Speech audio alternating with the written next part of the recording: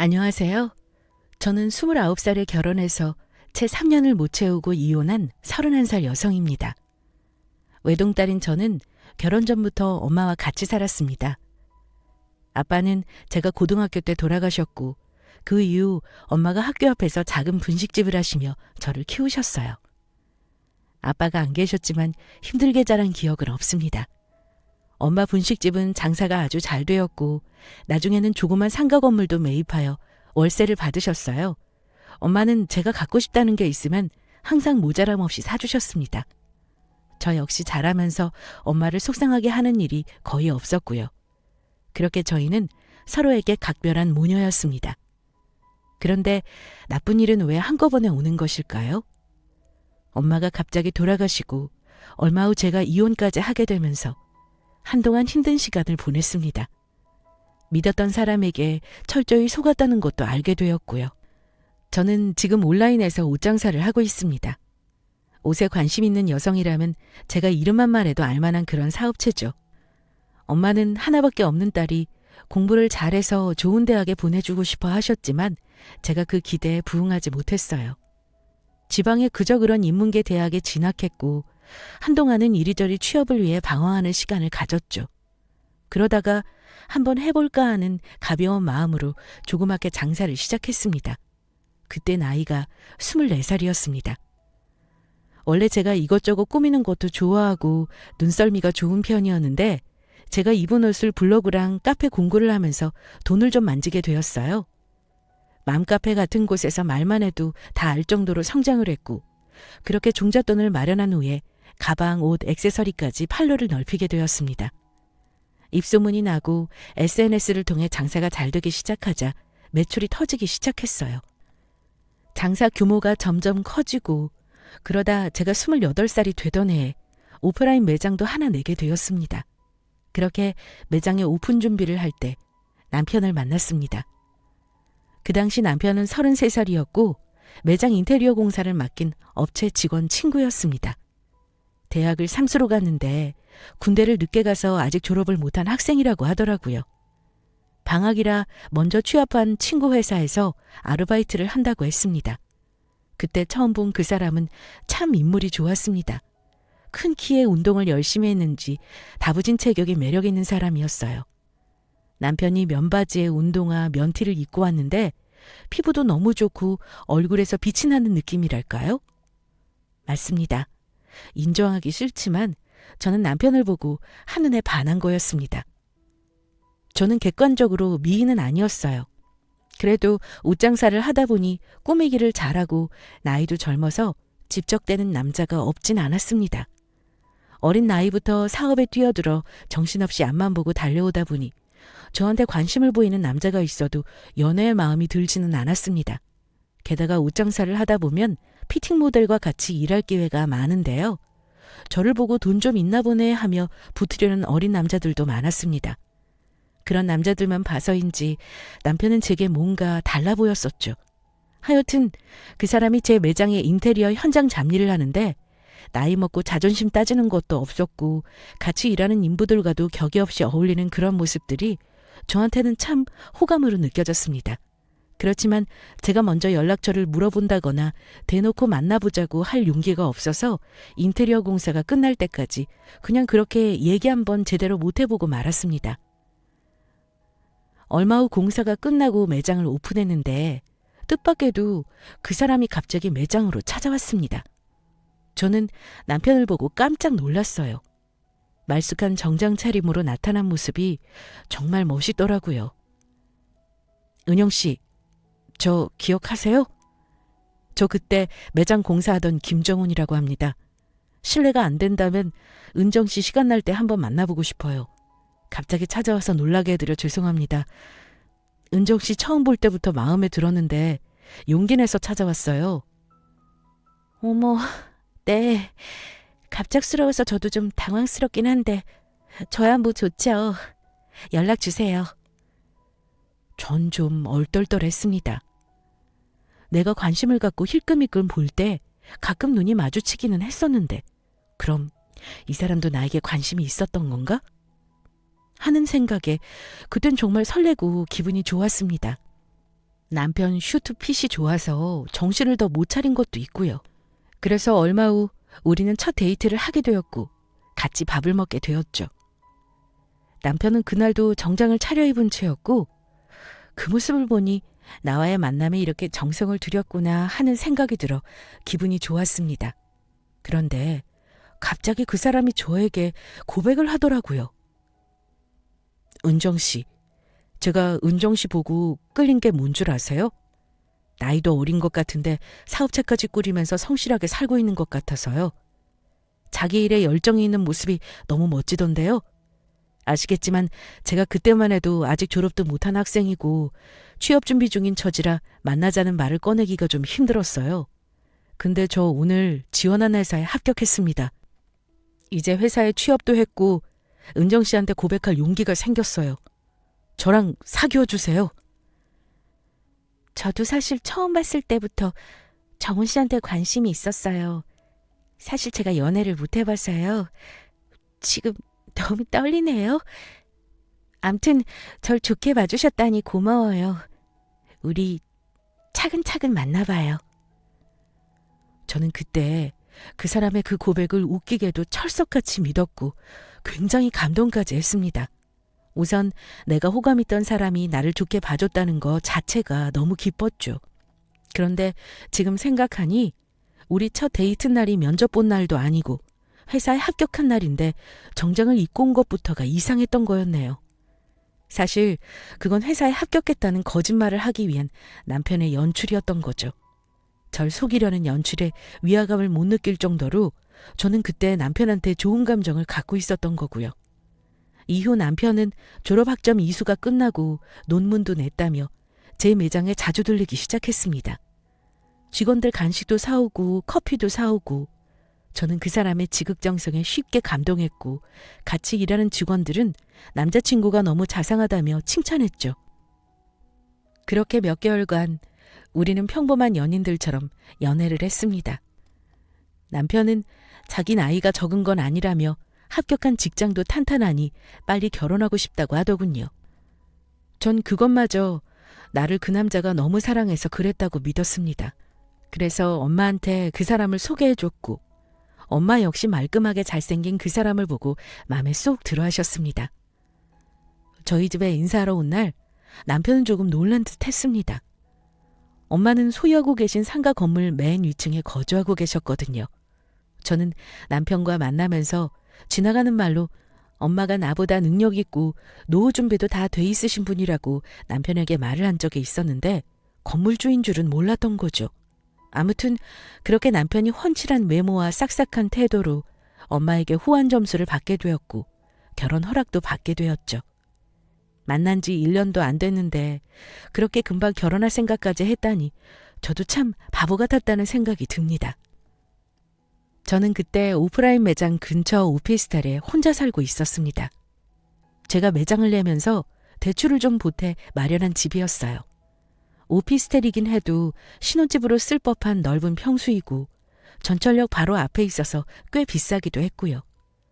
남편이 그때 막 취업을 한 상태였기 때문에 돈 없는 게 당연하다 생각했고 지금 살고 있는 오피스텔에서 신혼을 시작해도 좋을 것 같았습니다. 시댁에 인사를 하러 갔는데 시부모님은 저를 젊은 나이에 사업도 이만큼 이루고 대단하다고 말씀하셨어요. 제가 지금 살고 있는 오피스텔을 신혼집으로 하겠다고 말씀드리니 대놓고는 아니지만 아들 결혼시키면서 큰돈 부담이 줄었다고 생각하셨는지 은근히 좋아하시더군요. 제가 본 남편 집은 가난하지는 않았지만 형편이 아주 좋아 보이지는 않았어요. 저는 시댁에서 뭘 받으면 그만큼 해야 한다는 생각이 있었기 때문에 오히려 더 잘된 거라 생각했습니다. 그래서 양가 부모님 허락하에 우리는 예식만 올리고 제가 살던 집에서 신혼살림을 차리기로 했습니다. 예식비는 양가 부모님이 부담했고 시댁에서 제게 예물은 챙겨주셨기에 저도 신랑 예물로 명품 시계를 해줬습니다.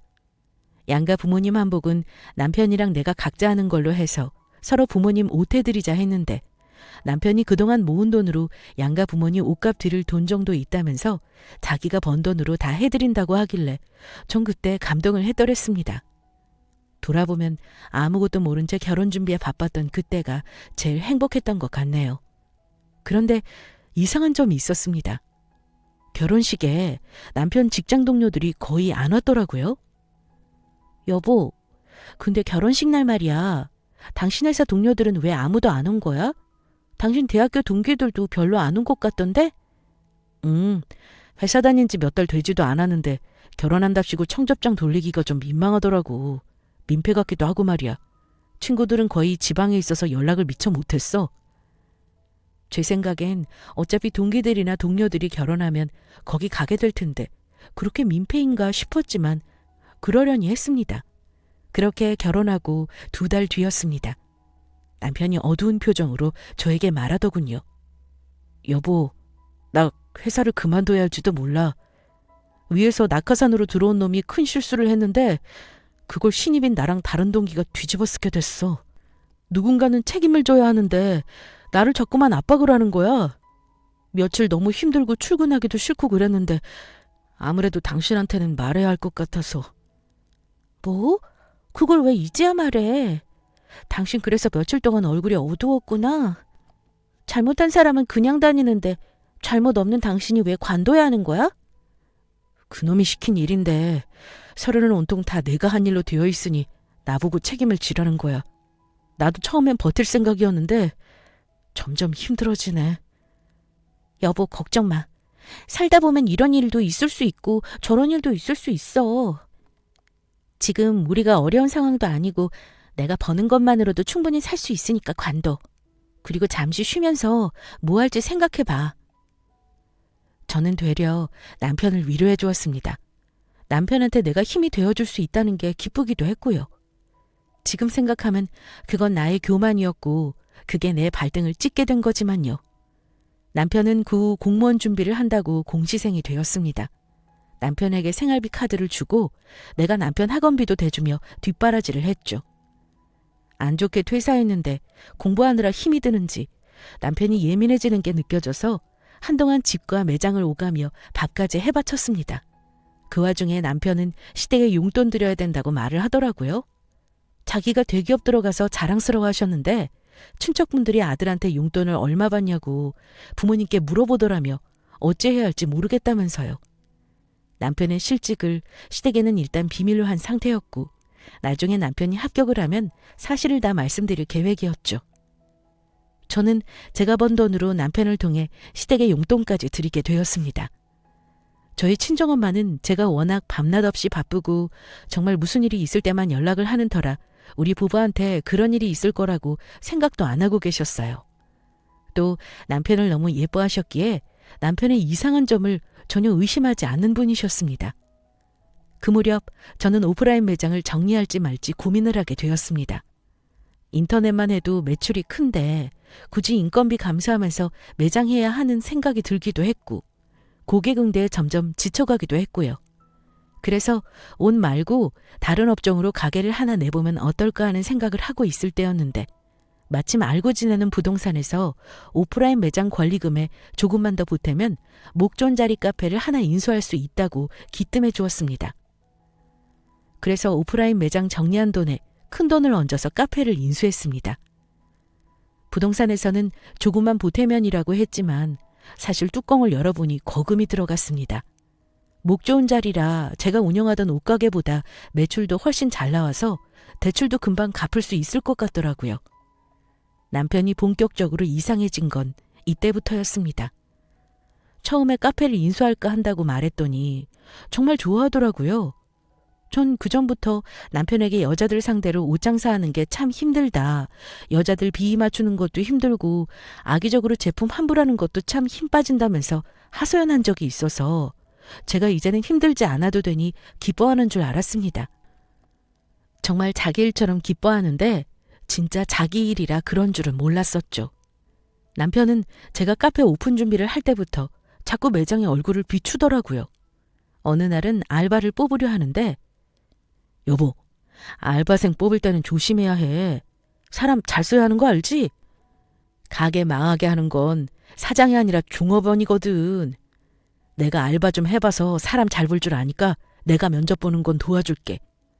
그러길래 저는 정말 도와주려는 마음인 줄 알았죠? 그래, 여보. 아르바이트생은 한 명만 구할 거야. 나랑 같이 전에 매장에 있던 희숙 씨 알지? 희숙 씨가 일을 잘해서 매장 매니저로 월급 주면서 쓸까 해. 카페 운영은 희숙 씨한테 일임하고 난 온라인 매장 운영 신경 쓰려고. 그렇게 대답했는데 남편 표정이 이상하게 좀 미묘하더라고요.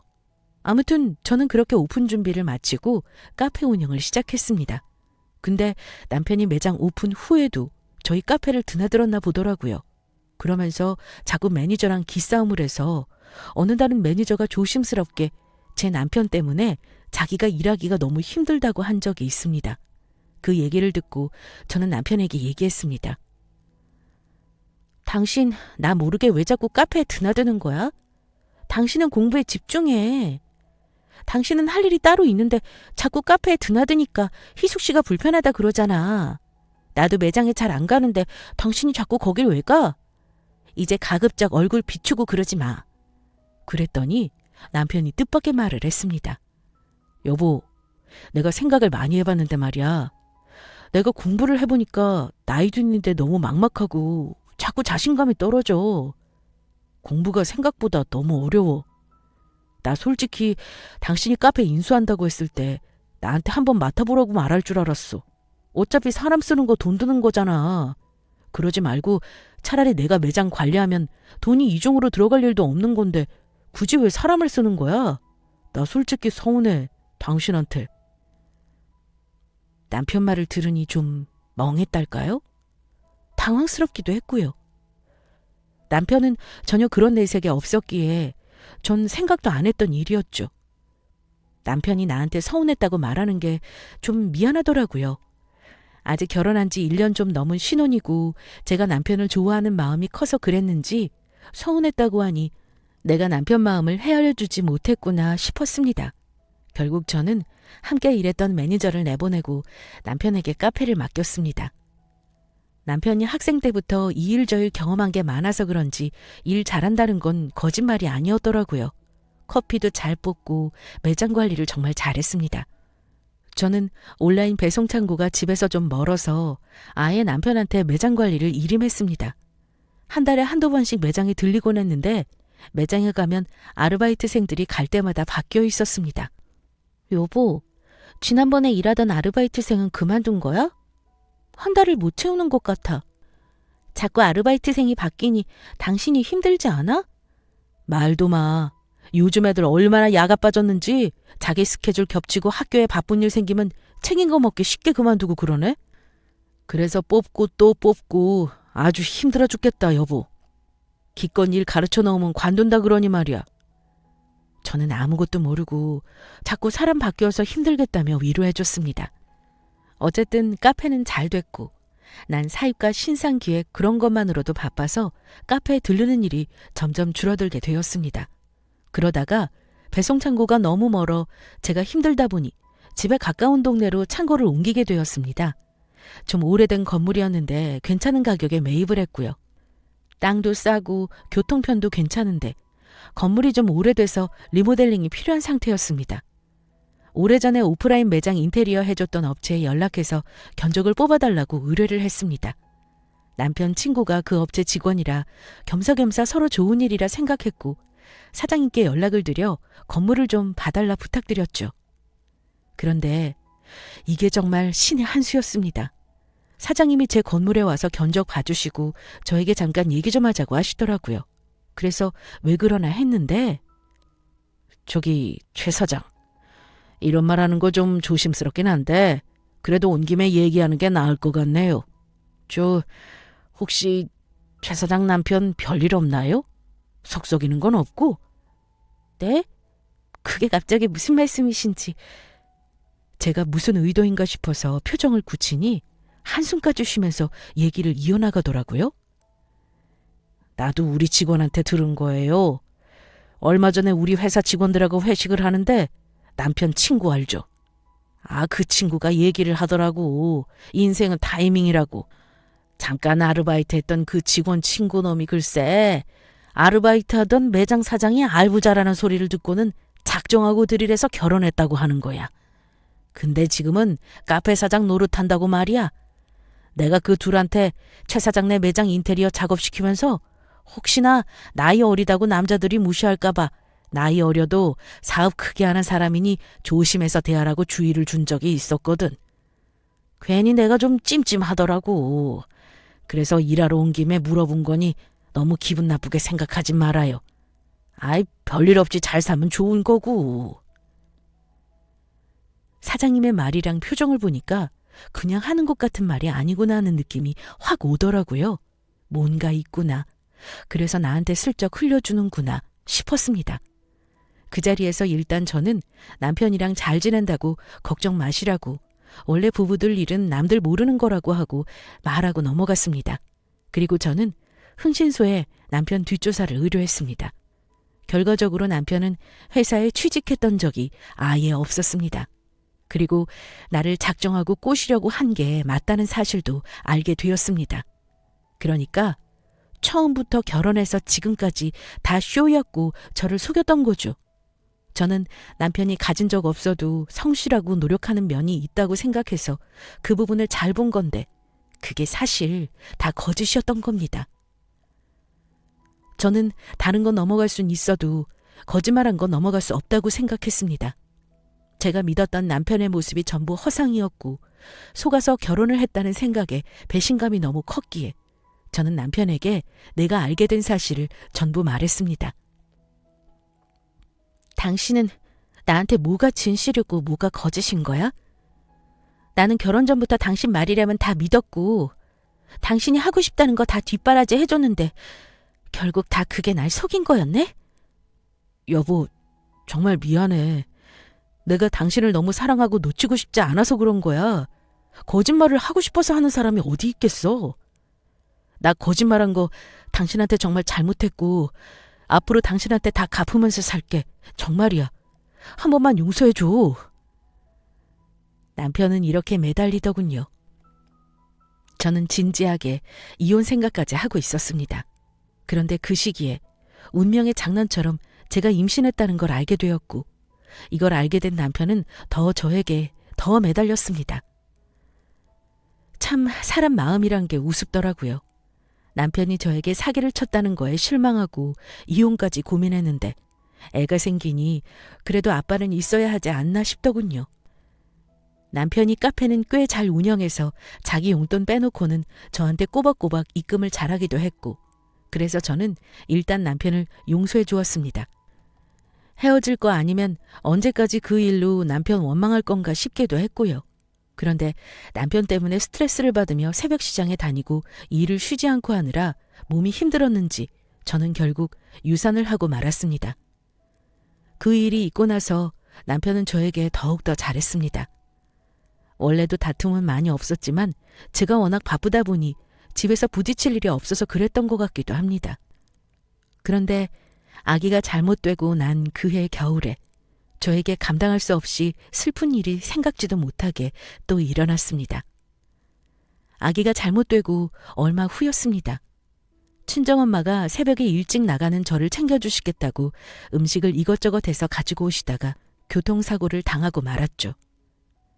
가뜩이나 눈도 안 좋으신데 운전하시다가 미끄러운 도로에서 차를 제어하지 못하셨고 결국 가로등의 정면으로 충돌하는 바람에 크게 다치시고 말았습니다. 노인이신데다 내부 장기 출혈이 심하고 골절도 여러 군데 입으셨기에 회복이 쉽지가 않을 것 같다고 하더라고요. 엄마는 그렇게 의식이 없이 중환자실에서 사경을 헤매게 되었습니다.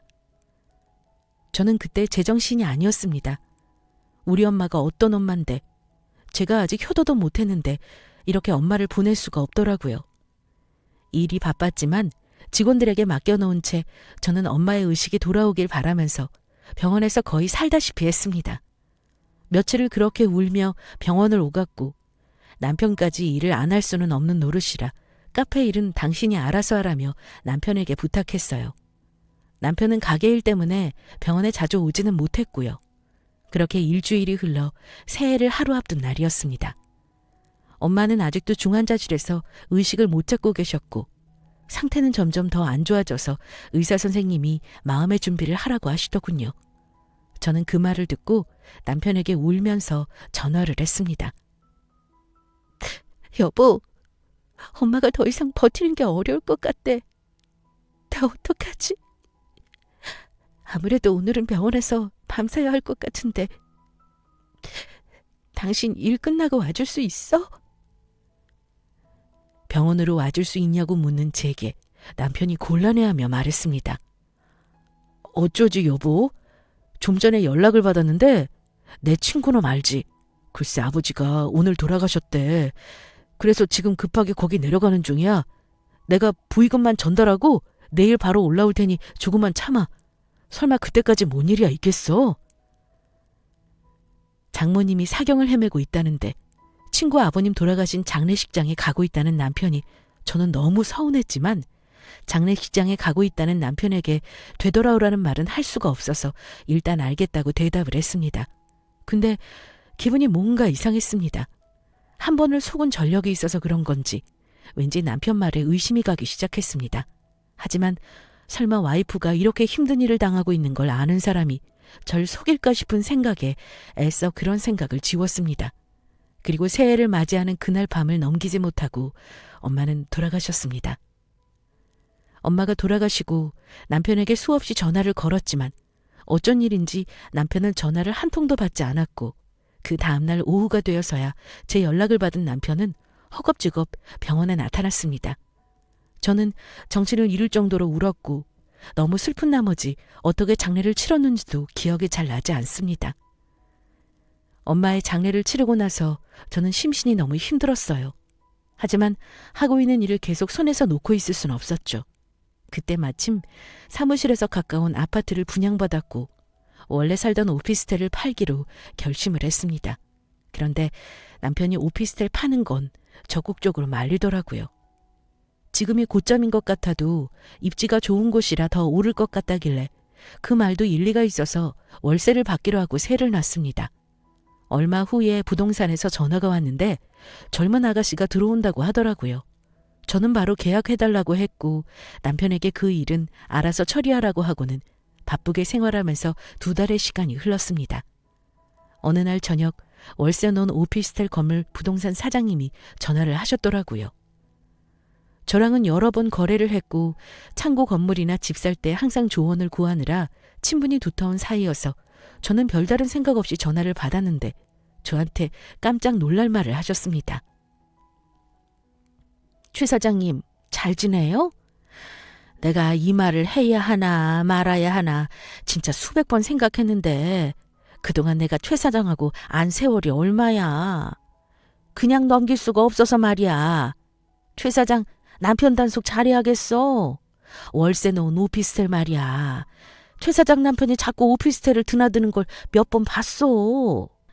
처음엔 일이 있어 그렇겠거니 했는데 글쎄 지난번에 월세 준 아가씨랑 같이 엘리베이터에서 마주쳤지 뭐야. 내가 너무 놀라서 정말 아는 척도 못하고 그냥 내렸어.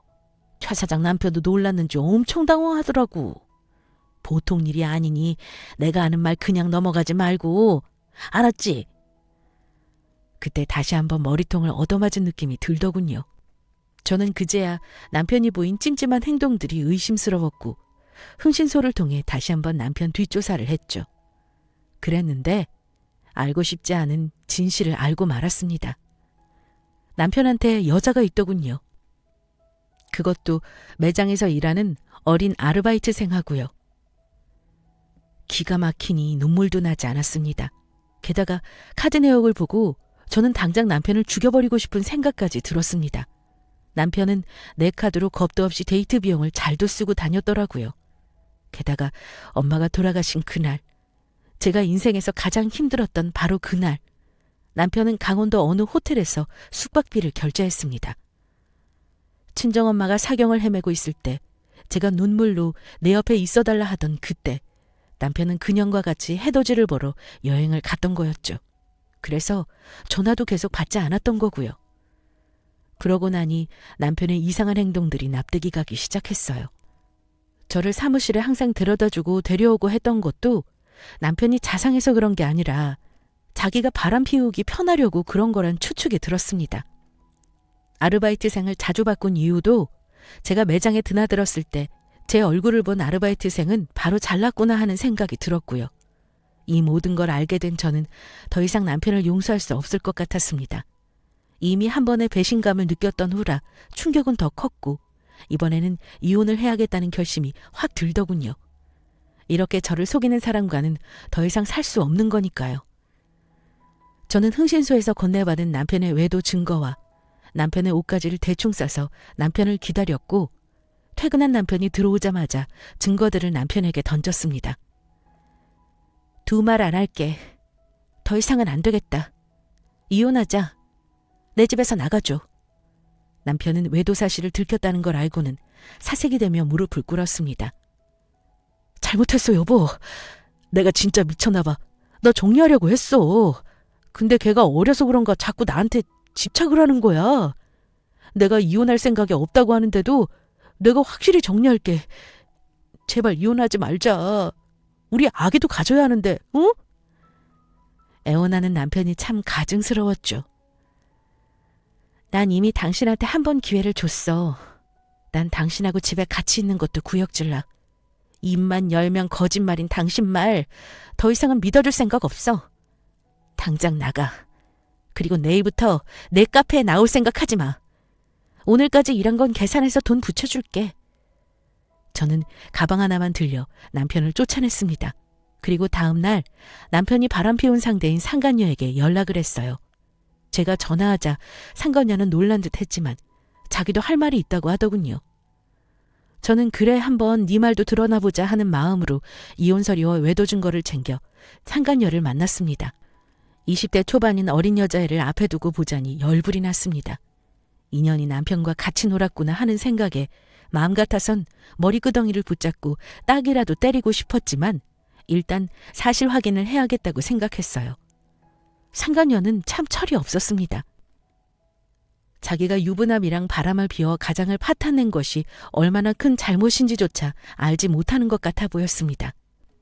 네가 지금 무슨 일을 저질렀는지 몰라? 너 사장이 유부남인 거 몰랐어? 저는 처음에 가만히 있었는데 둘이 된 건 사장님이에요. 제가 자기 이상형이라고 했고요. 처음에는 유부남인 것도 몰랐어요. 저 말고 매장의 다른 알바들도 사장님 결혼한 거 전혀 몰랐고요. 제가 카페에서 제일 오래 일했는데 우연히 사장님 결혼했다는 거 알고 그만두려고 했었어요. 근데 사장님이 저한테 자기 곧 이혼할 거라고 하면서 못 헤어지겠다고 저한테 계속 매달렸어요. 자기는 이혼하고 싶은데 못생긴 게 집착이 심해서 안 놔준다고까지 했다고요. 그래? 그렇게 말했다 이거지? 그래서 너는 사장이 진짜 이혼하고 너랑 진짜로 결혼할 줄 알았어? 너 지금 살고 있는 오피스텔 뺄 거니까 당장 나가줘. 제가 계약한 건데 왜 나가요? 사장님이 자기 거니까 월세 걱정 없이 살라고 했어요. 그리고 이혼 이제 얼마 안 남았다고 조금만 기다려달라고 했고요. 그쪽이야말로 추하게 마음 떠난 남자한테 집착 그만하고 간둬요. 남자는 여자가 그럴수록 도망가는 거 몰라요? 그 애는 오피스텔이 남편 것인 줄 알고 있었습니다. 남편은 상간녀에게 자기 집으로 새를 놓는 것처럼 온갖 생색을 다 냈던 거였어요. 바람 피우는 남자들이 하는 그 뻔한 말을 믿는 상간녀도 참 딱하더군요. 대화를 전부 녹음한 후 말했습니다. 좋아, 알았어. 내가 이혼해 주지. 너 보는 앞에서 이혼 도장 찍어줄 테니 기다려. 사람이 한번 발등 찍힐 때는 죽을 것 같았는데 두 번째가 되니까 느낌이 다르더라고요. 머리부터 발끝까지 피가 쫙 빠져나가는 느낌이 드는데 오늘 기필코 단판을 지어야겠다는 생각이 들었어요. 저는 상간녀에게 남편에게 전화를 걸어 불러내달라고 시킨 후 카페 한쪽 구석에 숨어 지켜봤습니다. 얼마 후에 남편이 카페에 나타나더군요. 남편은 상간녀가 부르니까 기분이 좋았나 봐요. 입이 귀에까지 찢어진 채 걸어 들어오더라고요. 마누라한테 바람난 거 들켰으니 이혼당할 것 같아서 얘랑 헤어져야 하나 했는데 어리고 이쁜 애가 자기랑 헤어질 생각이 없다고 자기를 불러내니 얼마나 기뻤겠어요? 전전날 밤까지 나한테는 무릎 꿇고 싹싹 빌며 우리 빨리 애 갖자, 이혼 말만은 하지 말아달라던 놈이 어린애가 부르니 바로 뛰어나오네요. 오빠 부인이 나 찾아왔어. 나 진짜 놀랬잖아. 다 들킨 거면 이제 이혼할 거야? 그럼 조금만 기다려. 어이구, 우리 아기 많이 놀랐어? 이러면서 상간녀를 달래주며 끌어안는 남편을 보자 아무렇지 않은 척했지만 손발이 떨리고 눈앞이 캄캄해지더라고요. 저는 남편이 있는 테이블로 걸어가서 상간녀 옆에 앉았습니다. 남편이 저를 보더니 귀신을 본 것처럼 소스라치게 놀라더군요. 남편에게 이혼 서류를 내밀며 도장을 찍어달라고 하니 얼굴이 시뻘개져서는 어쩔 줄을 몰라 하는 꼴이 참 우스웠죠. 오빠, 빨리 도장 찍어. 상간녀가 남편 손에 도장을 쥐어주고는 자기 손으로 꾹 눌러서 서류에 도장을 찍었고 저는 서류를 재빨리 챙겨 자리에서 일어났습니다. 그러자 남편이 상간녀를 밀치며 자리에서 일어났고 상간녀가 오빠 하면서 남편 팔을 붙잡자 어찌나 세게 뿌리쳤는지 여자애가 의자째로 뒤로 벌러덩 넘어가더군요. 카페 안의 사람들이 이 소란을 보며 수군거리고 난리도 아니었죠. 저를 붙잡은 남편을 뒤로 한 채 카페 앞에 주차해 놓은 차를 타고 호텔로 갔습니다. 남편이 집으로 찾아올 게 뻔하니 이혼이 마무리될 때까지는 호텔에 있을 생각이었어요. 아니나 다를까 그 다음 날부터 남편은 이혼 못한다면서 전화 오고 문자하고 회사까지 찾아오고 진상을 부렸습니다. 나는 이대로 이혼 못해줘. 당신 재산 나한테도 권리 있어. 카페도 나한테 지분 있고 당신 엄마 건물도 이혼 후에 증여받은 거니 나도 가질 권리 있는 거 알지? 이혼하더라도 재산 분할 똑바로 해. 나도 변호사 고용해서 끝까지 받아낼 줄 알아. 당신 속셈이 뭔지 이제 알았네. 당신 내 재산 언제 뺐나 하고 기회만 노리고 있었구나. 당신 생각대로 절대 안 될걸? 해볼 테면 해봐. 그나마 지금 입고 있는 옷이라도 챙길 수 있을 때 조용히 나가는 게 좋을걸? 조용히 합의 이혼 안 해주면 시댁에 네가 한지 다 까발릴 거야. 내가 소송하게 되면 너한테 위자료까지 다 청구해서 받아낼 거고. 남편의 거짓말과 외도도 충격이었는데 내 재산까지 노리고 있었던 그 뱀 같은 속내를 샅샅이 알게 되자 소름이 돋았습니다. 소송을 해봤자 남편에게 받을 위자료가 없다는 걸 잘 알고 있는 저는 남편을 그냥 알거지로 쫓아내고 싶었어요. 남편은 그 후에도 제가 없는 사무실까지 찾아가서 행패를 부렸고 직원들이 경찰을 불러 돌려보낸 일이 몇 번 있었습니다. 제 남편이 세상 다정하고 좋은 사람인 줄만 알았던 직원들은 제가 이혼한다는 소식을 듣고 다들 너무 무섭다고 다시는 남자를 못 믿을 것 같다고 하더군요. 어쨌든 남편은 위자료 청구할 거란 말에 겁이 났는지 그 후 법원에 같이 가져왔고 우리는 그렇게 깨끗이 합의 이혼했습니다. 이혼 후 남편 짐을 정리해 시댁으로 전부 보냈고 살고 있던 집도 정리해서 남편이 모르는 곳으로 이사를 했습니다. 이혼 절차가 마무리되고 나서 저는 카페 매장을 팔아버렸습니다. 남편이랑 바람났던 그 여자애는 카페가 제 건 줄 몰랐던 것 같아요. 아마 남편 놈이 자기 거라고 거짓말한 걸 그대로 믿고 남편이 부자인 줄 알았던 모양입니다. 남편이 이혼하고 나면 자기가 카페 안주인이 되는 헛꿈을 꾸고 있었나 봐요. 제가 매장을 팔았더니 걔한테도 한동안 전화가 엄청 오더라고요. 무슨 말을 하려고 전화한 건지는 모르겠지만 듣고 싶지 않고 알고 싶지도 않았죠. 지금은 마음 정리도 어느 정도 하고 건강을 회복해서 다시 전처럼 제 일에만 집중하고 있답니다. 이제는 사람을 절대 안 믿고 돈을 믿기로 했고요. 이렇게 사연을 쓰고 나면 좀 홀가분할 줄 알았는데 아직 이혼한 지 얼마 안 돼서 그런 걸까요? 별로 홀가분하진 않네요. 부부 사이에는 사랑도 중요하지만 믿음과 신의가 참 중요하다는 걸 짧은 결혼 생활 동안 깨달았습니다. 어떠셨나요? 제가 이혼한 과정 재미있게 들으셨는지 모르겠네요. 제 얘기가 사이다 사연은 아니지만 저의 아픔을 한 분이라도 공감해 주시는 분이 있다면 전 만족합니다. 제 긴 얘기 들어주셔서 감사합니다.